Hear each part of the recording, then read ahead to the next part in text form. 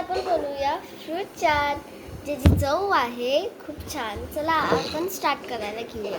पहिलं तुम्हाला लागणार आहे बाउल, आणि त्या बाउलमध्ये टाकायचं आहे फ्रेश ड्रॅगन फ्रूट. झाल्यानंतर आपण टाकायचं फ्रेश संत्र. मग ह्याच्यामध्ये टाकणार आपण फ्रेश ॲपल. हे असं आहे. मग ह्याला मिक्स करून घे. इसमें डालेंगे हम चाट मसाला. चाट मसाला अभी नहीं रहा है चाट मसाला. अब हम करेंगे अपने हाथों से मिक्स.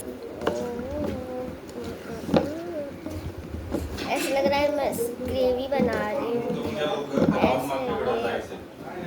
सो इसका फाइनल लुक ऐसा है. टॉपिंग्स के लिए मैंने ये लीची डाला है ऐसा. एंड आपका फ्रूट चाट रेडी है. Bye guys, follow me, subscribe me, bye.